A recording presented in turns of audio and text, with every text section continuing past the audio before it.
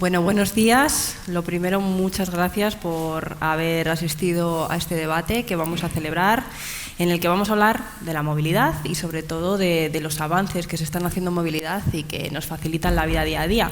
Yo voy a ser muy breve porque aquí lo que importa es lo que digan nuestros ponentes, pero sí que me gustaría que comenzásemos con una reflexión de lo importante que es la movilidad, que es algo que a lo mejor hay veces que nos puede sonar a chino si no somos personas especializadas en ello, pero es que cada decisión que tomamos en nuestra vida muchas veces está condicionada por esa movilidad. Cuando vamos a llevar a los niños al colegio, elegimos si se va a hacer en un transporte público, en un transporte privado, incluso qué tipo de transporte público nos viene mejor, qué tipo de conexiones. Y bueno, ya sin más voy a presentar a nuestros ponentes. El primero, el consejero de Transportes de la Comunidad de Madrid, David Pérez. Buenos días. Buenos días. María Dolores Esteban, la decana del Colegio de Ingenieros de Caminos, Canales y Puertos de Madrid. Sobre todo, muchas gracias por acogernos en este debate.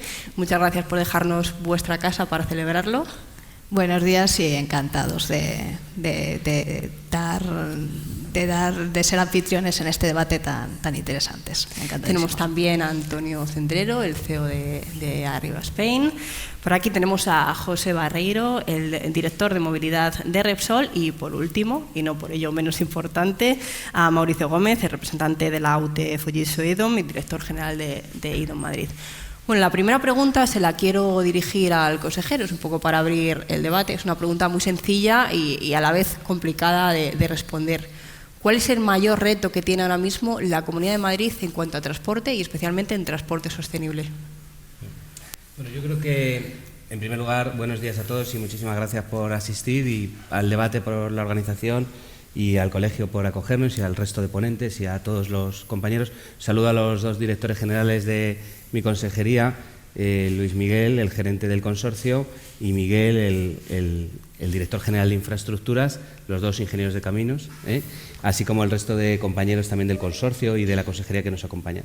Bueno, yo quiero responder a esa pregunta primero con una pequeña introducción respecto a lo que has dicho. Es verdad que el transporte y la movilidad es cada vez más importante en nuestras sociedades.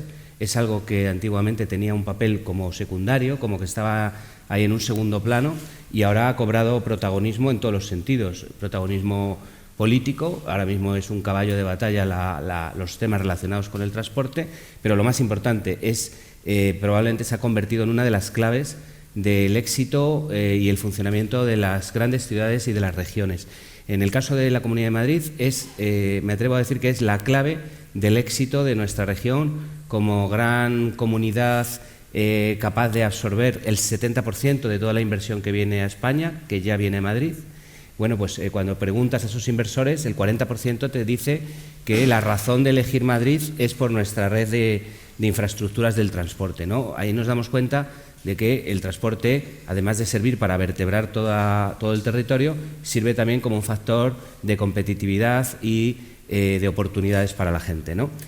Dicho eso, respondo a la pregunta. Yo creo que es un doble reto. En primer lugar, tenemos el reto de adaptarnos a los cambios que, por supuesto, después del COVID se han acelerado. Ahora, con el escenario mundial que tenemos, exige también capacidad de adaptación. Y, bueno, yo creo que el secreto de la movilidad en este momento reside en la capacidad de adaptarla a la demanda. Una demanda que está cambiando, una demanda que conocemos en parte, tenemos muchos datos, mucha capacidad analítica para saber cómo se comporta, pero los cambios son tan rápidos que muchas veces tenemos la necesidad de tener un tiempo para que la muestra nos dé explicaciones más coherentes de por qué la demanda está cambiando, por qué los ciudadanos están eligiendo nuevas formas de transporte, cómo se está reorganizando todos los sistemas, etcétera, ¿no? Por tanto, capacidad de adaptación a los cambios, y ahí incluimos un aspecto negativo en el sentido de que se ha perdido, por ejemplo, algunos usuarios del transporte público como consecuencia de la irrupción del teletrabajo. Eso ilustra que los cambios que se producen, y hay un antes y un después, como digo, del COVID, los cambios que se producen en la sociedad en cualquier esfera acaban afectando en una medida u otra al transporte público. Y en segundo lugar, la capacidad de anticiparse a los desarrollos de las grandes ciudades. Nosotros en este momento tenemos los grandes desarrollos del sureste, Madrid Nuevo Norte, son al final vectores de desarrollo futuro que requieren ir previendo las infraestructuras con el suficiente tiempo, ¿no? Y en ese sentido yo creo que esa capacidad de anticipación es fundamental. Y en todo, y con la ayuda de las nuevas tecnologías, el aspecto medioambiental es crucial para conseguir el objetivo de la descarbonización, y en ello trabajamos todos, y además aquí hay presentes empresas, instituciones, medios de comunicación, que yo creo que todos tenemos claro ese objetivo compartido, que es el de ir reduciendo esas emisiones. Termino ya, que sé que me estoy alargando, diciendo que nosotros en la Comunidad de Madrid lo tenemos pues como un objetivo fundamental, apoyado también en los fondos europeos y en las directivas europeas que van en ese sentido, y, por ejemplo, pues nuestra red de autobuses, gracias a la colaboración público-privada, y quiero agradecer el compromiso que asumen las propias empresas, como tenemos aquí un ejemplo de ello, ¿no?, que no quiero adelantarme, luego él lo explicará. Nuestras empresas de transporte son realmente una referencia de ese compromiso, ¿no?, a la hora de introducir vehículos eléctricos, vehículos a gas, vehículos incluso de hidrógeno. Bueno, pues seguimos trabajando en ello, y en el metro, que no es un medio contaminante, pero sí que es un medio que consume mucha electricidad y que requiere también medidas de eficiencia para ir reduciendo ese consumo, ¿no? Pues gracias a la innovación, a las nuevas tecnologías, a los sistemas de transporte inteligente, que estamos aplicando más de 50 en todos los procesos del transporte, conseguimos también reducir muchas emisiones y mejorar el medio ambiente. La reducción de emisiones, desde luego, es un objetivo no solamente de la Consejería de Transportes de la Comunidad de Madrid, sino en general de los españoles y a nivel mundial. Pero sí que es cierto que a veces cuando se levanta este debate dentro de la sociedad, los ciudadanos parecen un poco asustarse, porque dicen, ¿quién va a pagar el pato aquí, ¿no? ¿Quién va a ser al final? ¿Va a ser el consumidor final el que va a tener que pagar esa diferencia o esos cambios que se van a hacer para mejorar el medio ambiente? ¿Cómo se puede transmitir o qué se le puede decir a esos ciudadanos que creen que van a ser ellos los que van a tener al final que desembolsar de su bolsillo esos cambios que se están haciendo en la sociedad, José? Bueno, yo creo que lo fundamental es ser honesto y transmitir dónde se quiere llegar, y que no hay una sola manera de llegar. Disculpadme, que no hay una sola manera de llegar donde se quiere llegar, ¿no? El objetivo de 0 emisiones netas en 2050 es un objetivo compartido por todos, compartido por una compañía como la mía, que es Repsol. Objetivo que nos fijamos como primera empresa del sector. No ha habido otra empresa ni en Europa ni en el mundo del sector energético que se fijara ese objetivo a 2050. Lo que sí creemos y estamos convencidos es que descarbonización no es igual a electrificación, y diría más a electrificación renovable, porque si no es renovable, la electrificación tiene poco sentido global en la cadena de valor, ¿no? Entonces, somos firmemente convencidos de que todas las soluciones que contribuyan al objetivo deben tenerse en consideración, justamente por eso que tú dices, para acompañar a los ciudadanos, para acompañar a los clientes, para acompañar a los consumidores en esa ruta y en esa transición hacia 2050, ¿no? Porque hablamos de una transición energética, y por tanto una transición energética no es apago un día un interruptor y enciendo al día siguiente y ya estamos descarbonizados, ¿no?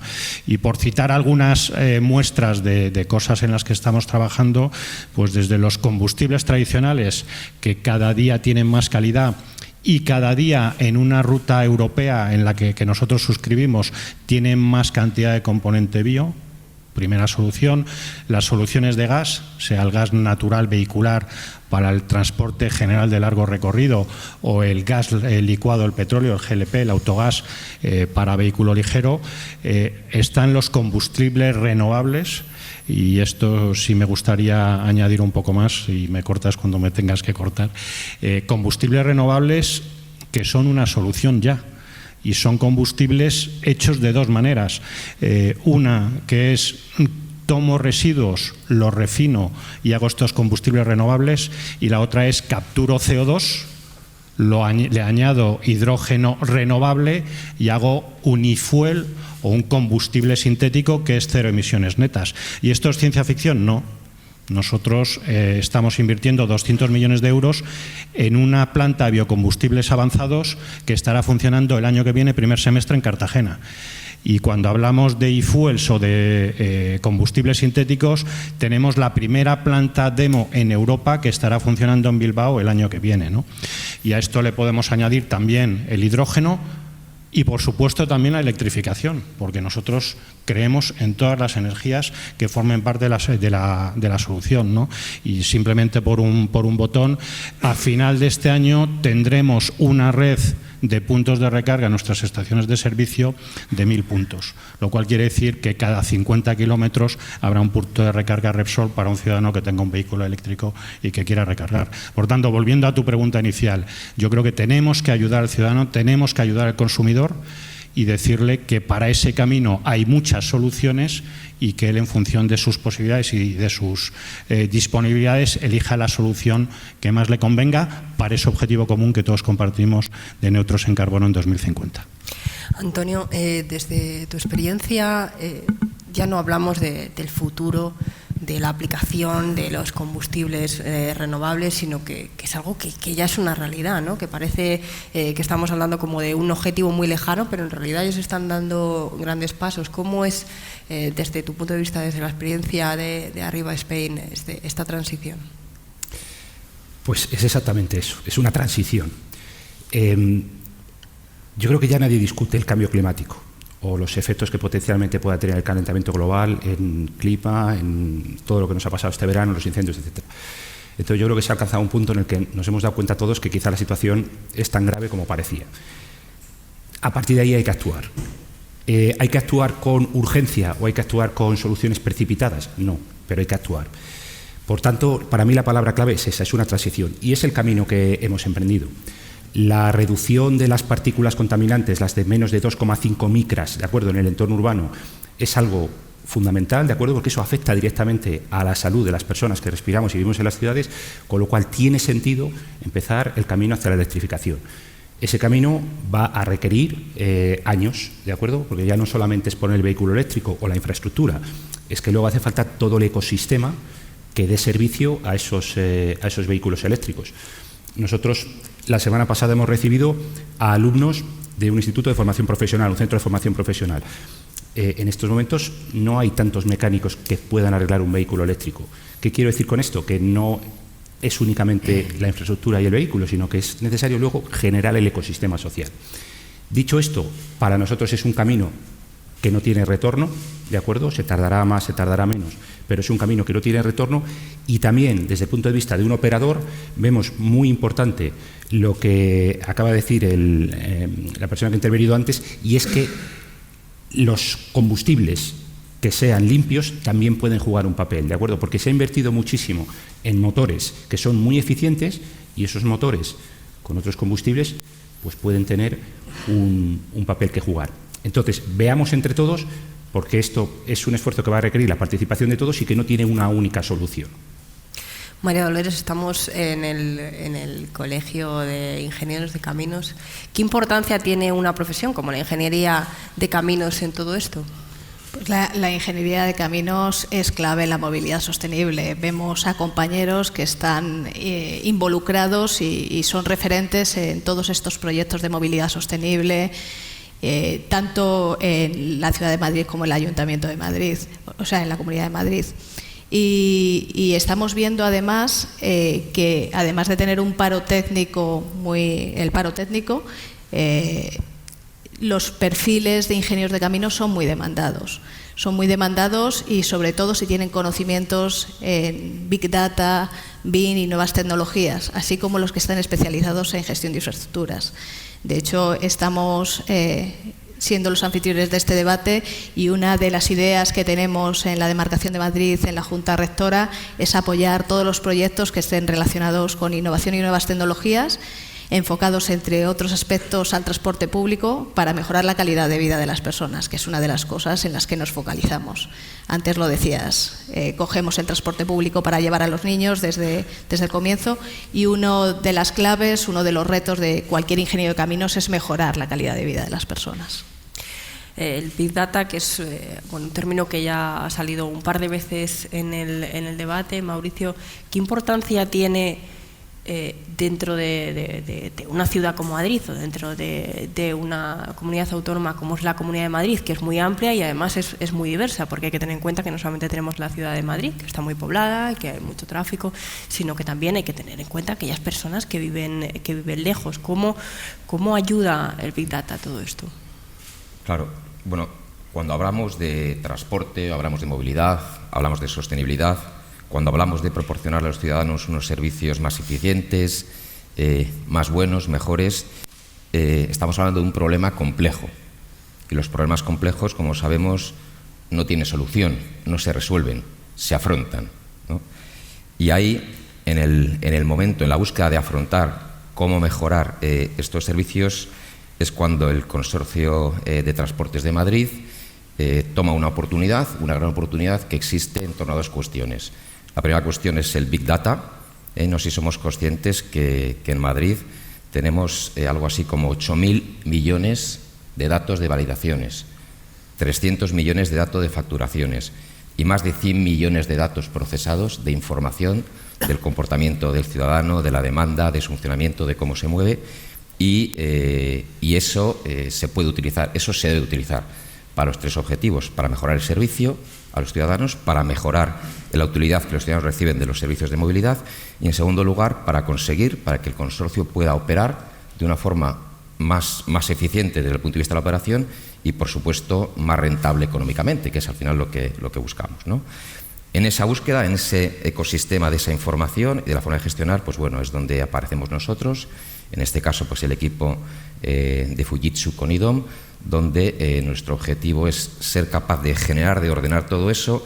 Igualmente podemos hablar de tecnicismos, de un data lake, que es donde todos esos datos pues se ponen, ¿no? Se tratan.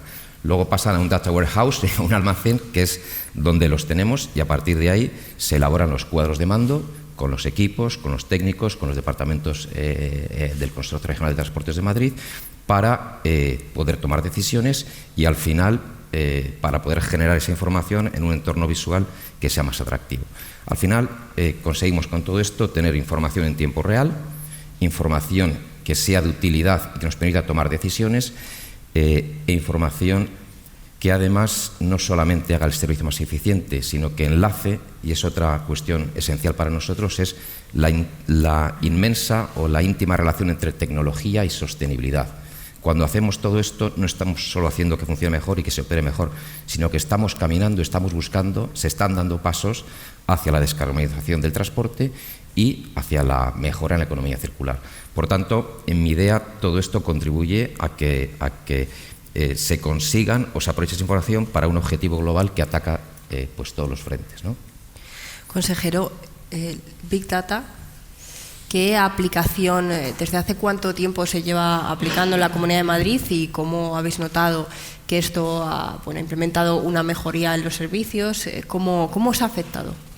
Bien, pues precisamente cuando iniciamos estos contratos que están permitiendo que estas empresas pues nos aporten toda esa capacidad de análisis, de conocimiento, también de aplicación de esos datos, bueno, pues teníamos claro que con ese volumen que tenemos de información, el volumen de viajes que se producen en un día en el transporte público aquí en la Comunidad de Madrid, en este momento, a día de hoy, 4.700.000 personas aproximadamente se están moviendo hoy en transporte público.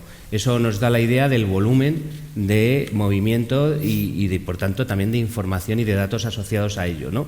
Hilando con la primera respuesta, en un momento donde hay tantos cambios en la demanda y ahora mismo estamos inmersos en un momento muy complicado porque al haberse aplicado cambios en las tarifas, cambios puntuales, ¿no? Que nosotros no compartimos esa forma de trabajar, compartimos una forma de trabajar estable en el tiempo, para que precisamente la red de transportes y el sistema de transporte sea estable.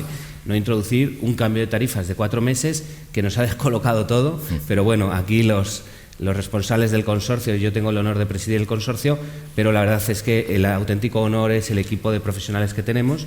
Bueno, pues se han pasado todo el verano intentando esa medida de 4 meses que el Gobierno ha decidido implantar, probablemente con fines puramente electoralistas, desde luego no con una visión a medio y largo plazo, encajarlo. Pero eso significa cambios, incluso pues gente que se pasa de un medio de transporte a otro. Se ha aplicado una gratuidad temporal también de cercanías.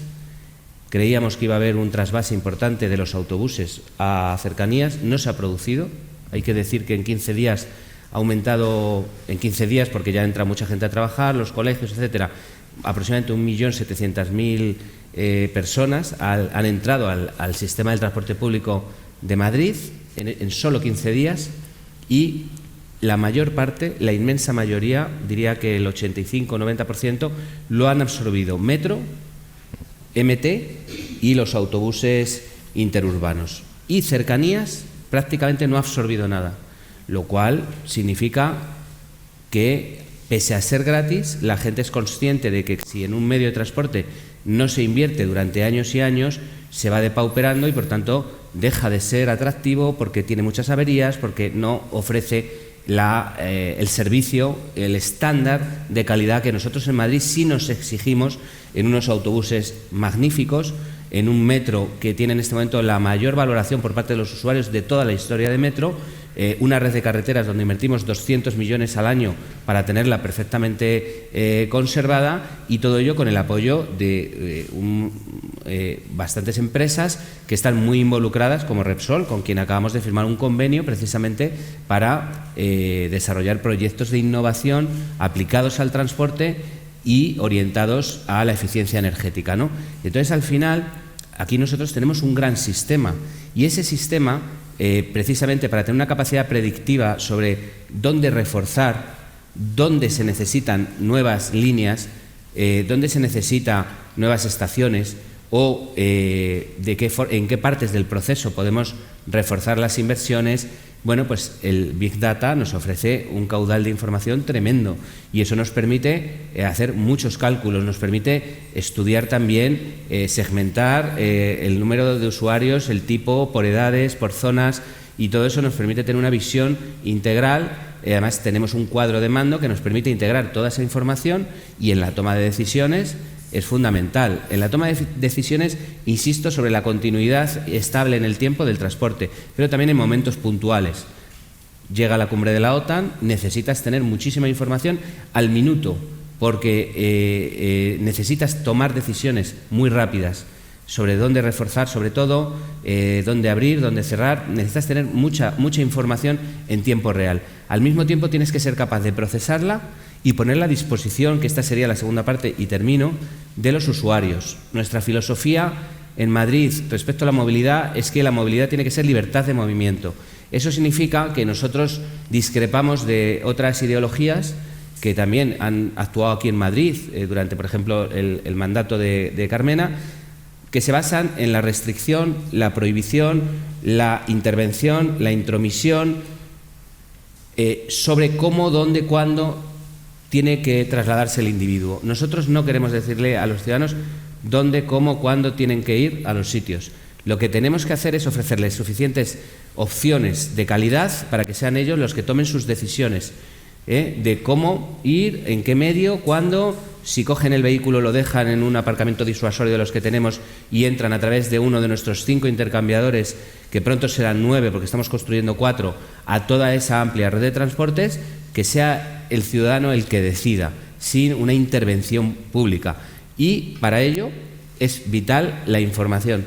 El ciudadano, cuando por la mañana va a decidir por dónde va a ir, ya sabe cómo acceder a la información. Nosotros tenemos que estar preparados para ofrecérsela y que él sepa por dónde le interesa más ir. Y ahí el Big Data ofrece muchísimas oportunidades. Y básicamente eso, y sobre todo en las decisiones relacionadas con los presupuestos, con las inversiones, Big Data se está convirtiendo ya en un aliado fundamental para nosotros, para el Gobierno de la Comunidad de Madrid. Ahora mismo los ciudadanos hacemos de todo con el móvil, compramos una lámpara, hacemos la compra y la tenemos cuando llegamos a casa, hacemos cualquier tipo de consulta que antes tenías que encender un ordenador y tardabas 10 minutos hasta que conseguías encender aquel aparato. ¿Qué puede hacer ahora mismo un madrileño con su móvil respecto al transporte público en Madrid y qué queda todavía por implementar?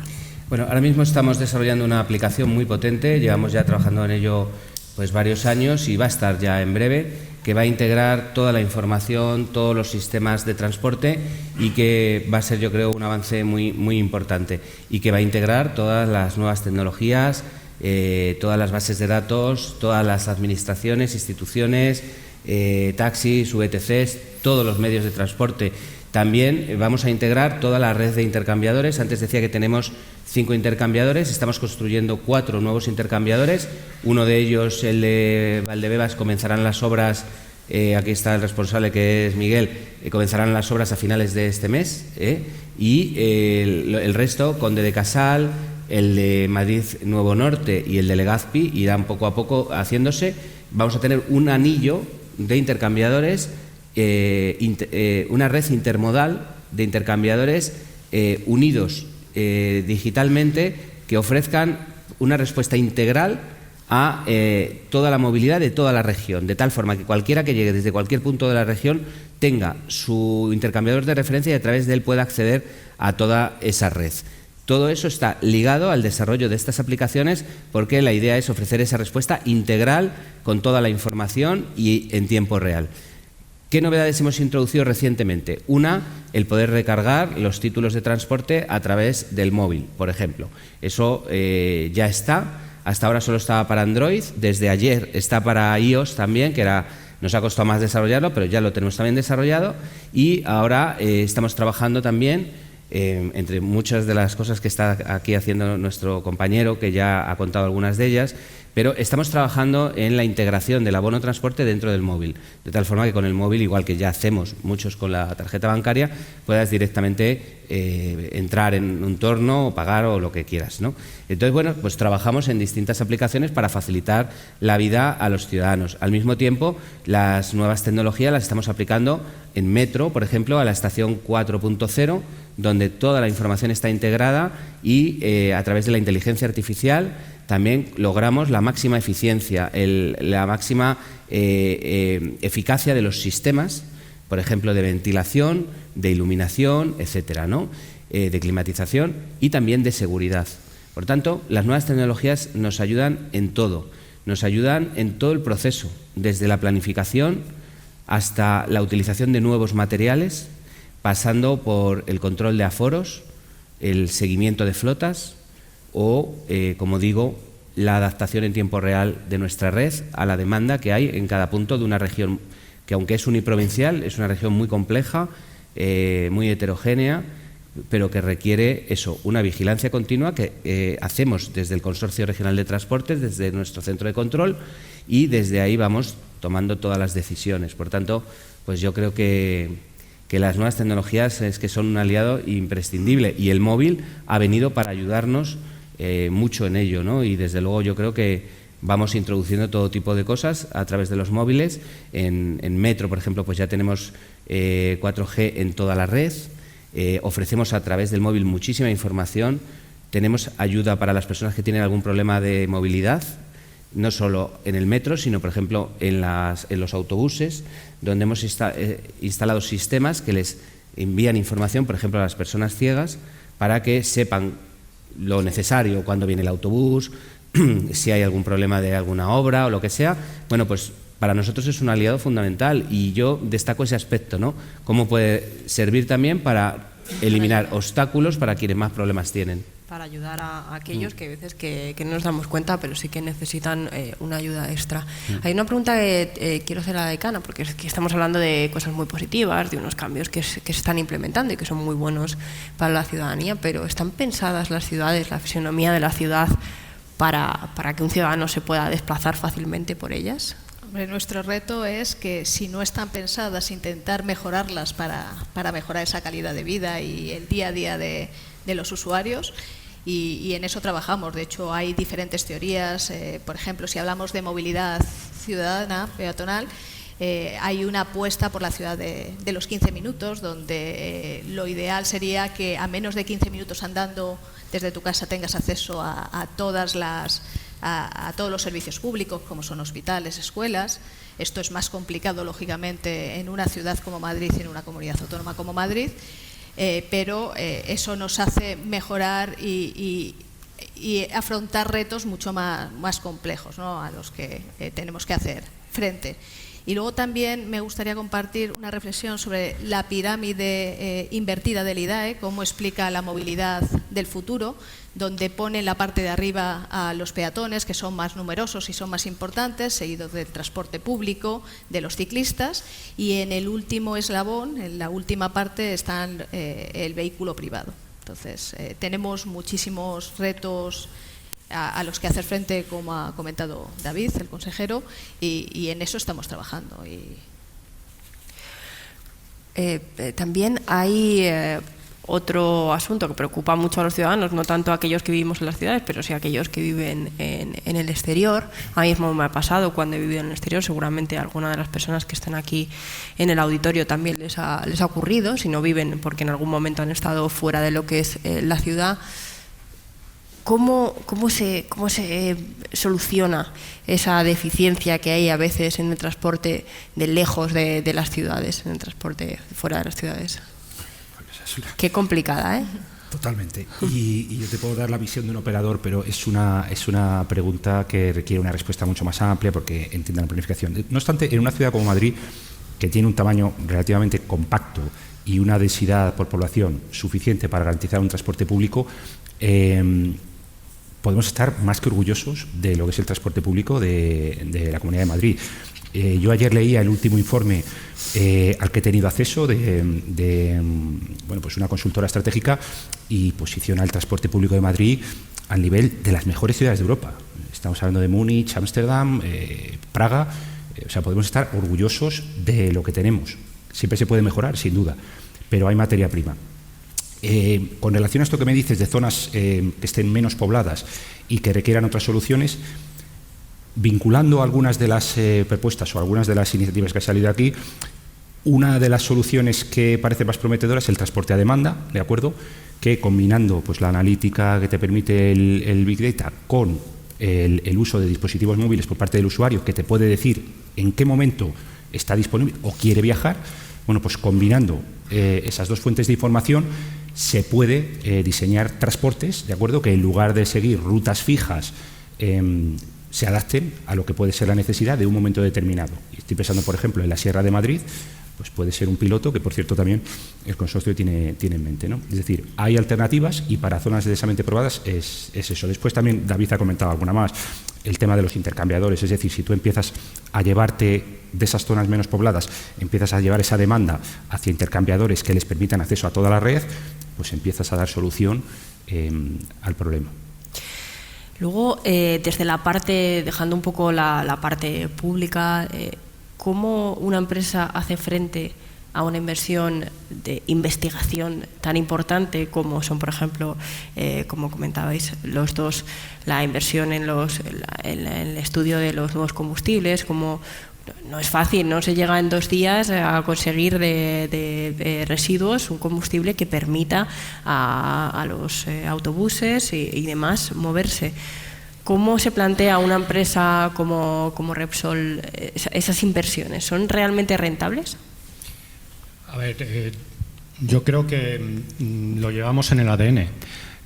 Somos una empresa con vocación de futuro, muy comprometidas con ese objetivo de 0 emisiones netas en 2050 y que creemos en que todas las soluciones, las que conocemos hoy y algunas que no conocemos, que ahora hablaremos de alguna, y estamos firmemente comprometidos. Hablaba de 200 millones en la planta de Cartagena.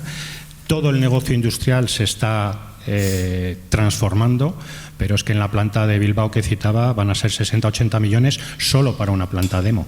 Pero eso es el ADN de una empresa como la nuestra, que se fija un objetivo y que pone los medios para conseguirlo. ¿Va a ser rentable o no? Nosotros creemos que sí, pero el tiempo lo dirá. Y hay soluciones que empezamos a ver y que no están todas definidas. El hidrógeno será sin duda una solución más en el transporte, pero la captura de CO2 a nivel global también. Entonces no descartemos ninguna, ¿no? Y por añadir un poco a lo que se ha dicho antes, que también tiene un componente inversor muy importante, déjame que haga una pincelada del tema del Big Data, que me parece muy relevante, ¿no? No lo dije yo, hace muchos años lo dijo el presidente de Telefónica, ningún sector de actividad va a verse no afectado, no será afectado por la transformación digital, ¿no? Y el nuestro tampoco, y la movilidad, por supuesto. Nosotros vemos la transformación digital de dos maneras.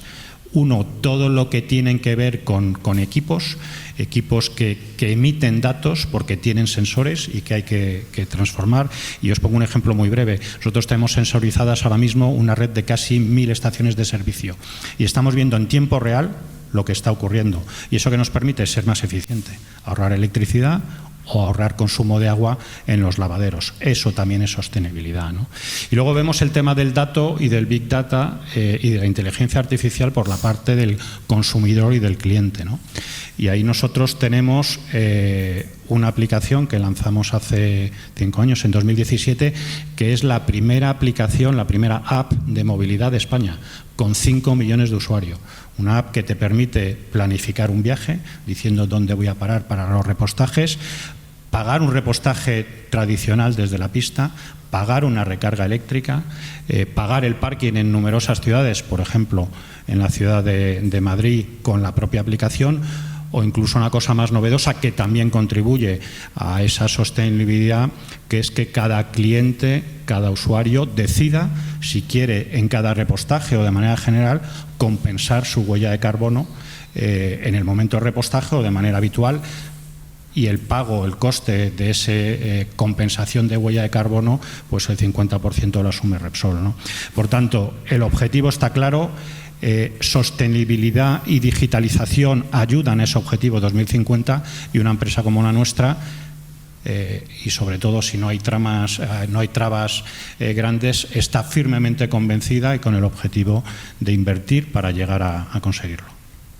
Sí, bueno, pues yo casi 3 cuestiones, ¿no?, rápidas en línea con lo que se viene diciendo.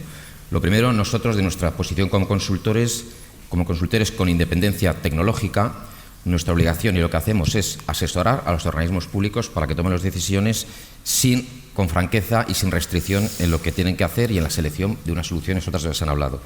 Segundo tema, y creo que esto es esencial, es que lo sostenible no es más caro. Probablemente si pensamos en el ciclo de vida y pensamos en el OPEX, pues sí, probablemente pues se recupera, pero es que nosotros estamos trabajando por mostrar ya desde el CAPEX, desde la inversión, que trabajar, que pensar, que diseñar soluciones sostenibles es más económico desde el momento de la inversión, ¿no? Y para acabar con una paradoja, ¿no? Hoy que hablamos de Big Data y hablamos de demanda, la demanda no es un dato, la demanda es una variable, y más hoy, teletrabajo, COVID y estas cuestiones. Por tanto, disponer de las herramientas que los órganos que nos registran, que el sector público disponga de análisis en tiempo real, le va a permitir, como ha dicho también el consejero, manejar de forma más eficiente y más operativa los presupuestos, las inversiones y, al final, los servicios que gestionan para los ciudadanos. Y creemos que todo eso es esencial. Mira, yo añadiría, porque yo creo que han salido los ejes principales de lo que es más el objeto del debate, ¿no?, que es la innovación. El sector del transporte público, lo primero que hay que decir que siempre es un sector muy innovador, ¿de acuerdo? El transporte público, tengamos en cuenta que lleva utilizando energías eléctricas de tracción, vamos, desde el siglo pasado. O sea, es que ahora estamos haciendo otra fase de electrificación, pero que la electrificación, la e-movilidad, es muy prevalente en este sector. La Comunidad de Madrid, por ejemplo, acaba de anunciar que la siguiente línea de metro, una de ellas va a ser autónoma. Es decir, es un sector que siempre está a la vanguardia de la innovación. Si la innovación era antes un elemento que era clave para las empresas exitosas, en el futuro va a ser un elemento clave para sobrevivir. Por definir las innovaciones que hemos definido, desde luego la innovación en sostenibilidad, que es, digamos, desde muchos aspectos, la electrificación es una, pero por ejemplo el proyecto que citaba José de la refinería de Cartagena, pues también para los operadores es importante, porque ese combustible antes había que traerlo de un país nórdico por barco a Bilbao con un coste tremendo, ahora lo vamos a tener en España. Es una suerte que una empresa como Repsol invierta para darnos esa posibilidad. El segundo, digamos, vector de innovación es la digitalización, partiendo del Big Data. Luego tenemos que proyectar al futuro, inteligencia artificial, etcétera, ¿de acuerdo? Esto va a ser un cambio. La innovación en modelos de negocio, esto es algo que a los operadores de transporte nos afecta de lleno. El bus compartido, el mobility as a service, es decir, nuestra tradicional manera de vender los servicios se va a ver condicionada, ¿de acuerdo?, por una innovación en modelos de negocio que ya está. Y nosotros, personalmente, desde arriba, añadimos una cuarta dimensión de innovación, ¿de acuerdo? Que es aquella dirigida a la accesibilidad, ¿de acuerdo? Colectivos que tengan capacidades especiales, como se ha comentado antes, por ejemplo, personas invidentes.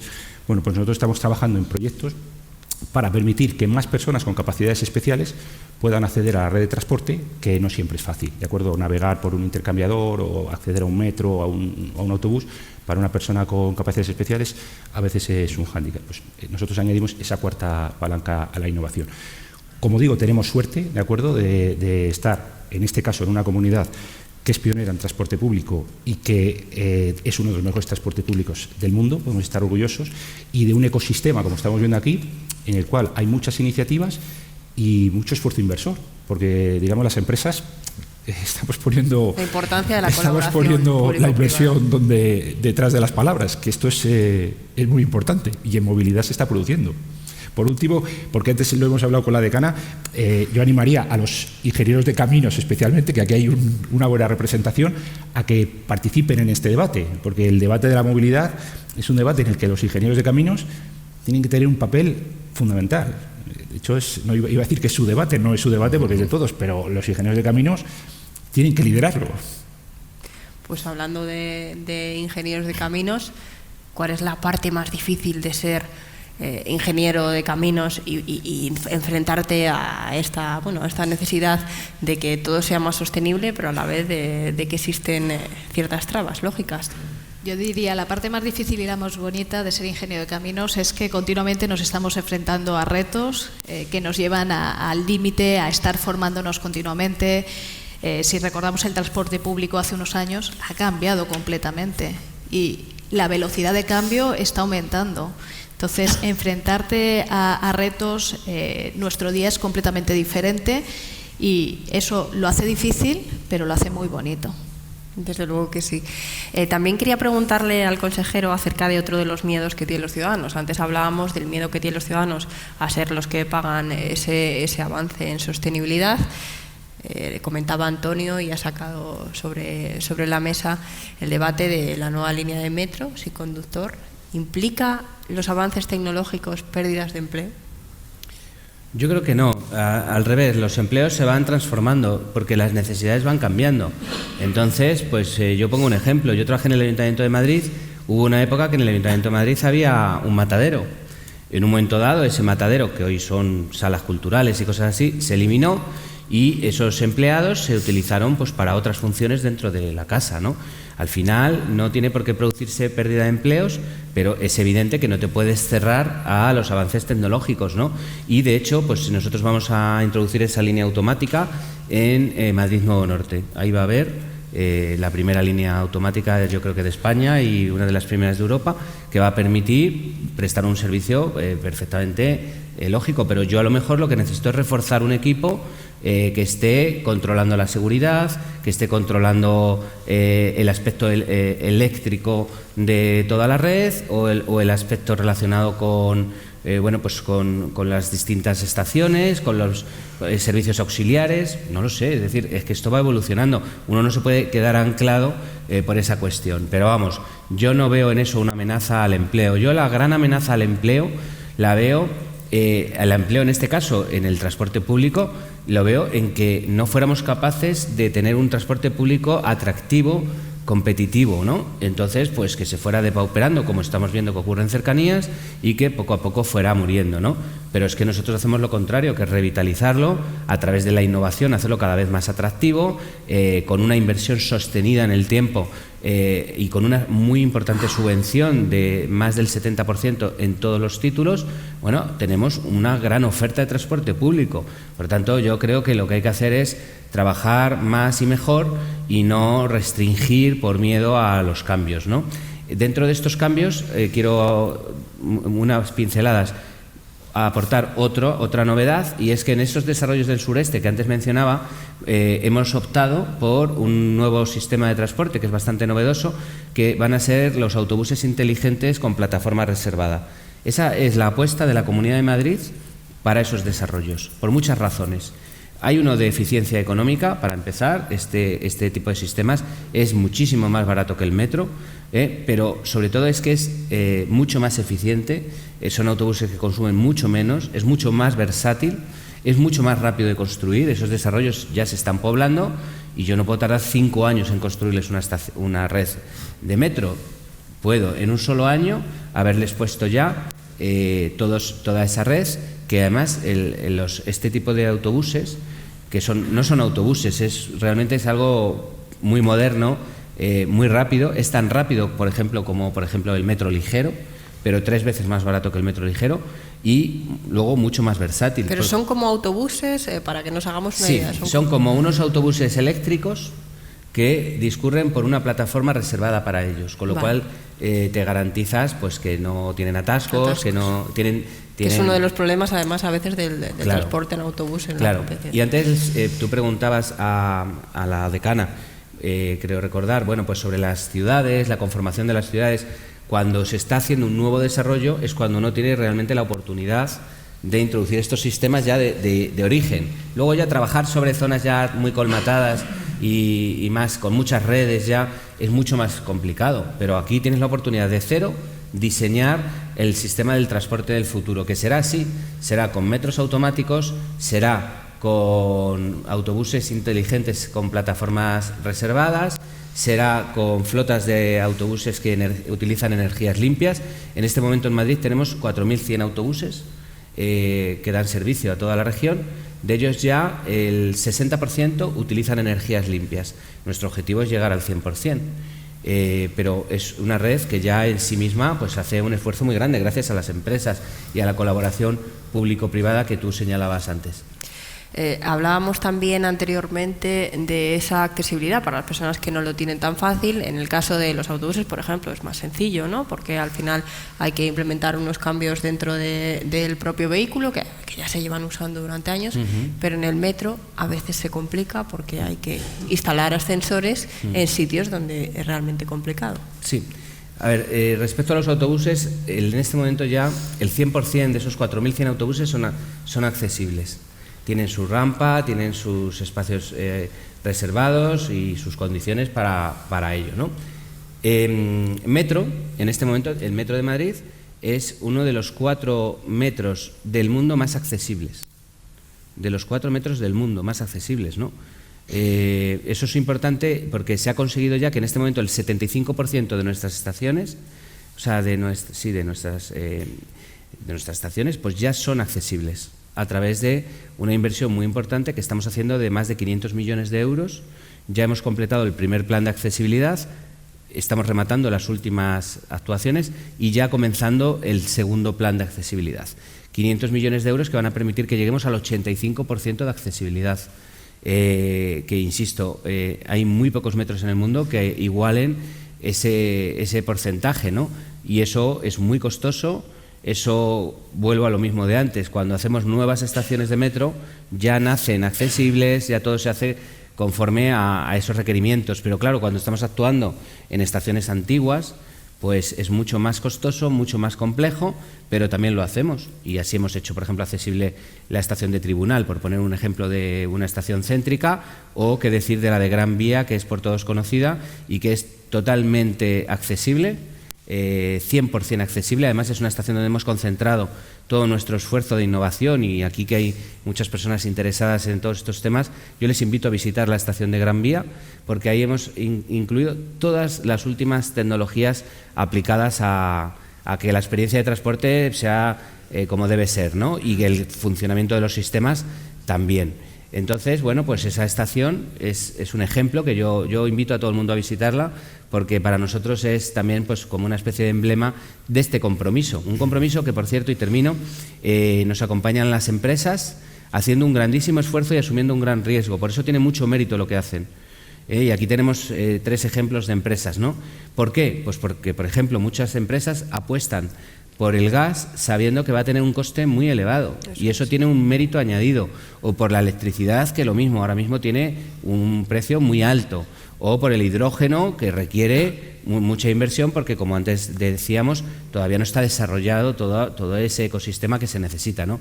Por tanto, el esfuerzo que están haciendo de innovación, de compromiso con el medio ambiente, estas empresas, y de colaboración con el transporte público, desde luego yo lo quiero resaltar y agradecer. Es una pena, pero nos hemos quedado sin tiempo. Quería agradeceros a todos por asistir, a todos los que estáis sentados y, por supuesto, a los ponentes por haber dado vuestra opinión sobre todos estos temas y haber aportado vuestros conocimientos. Muchas gracias. Gracias, Raquel. Gracias. Muchas gracias. Gracias.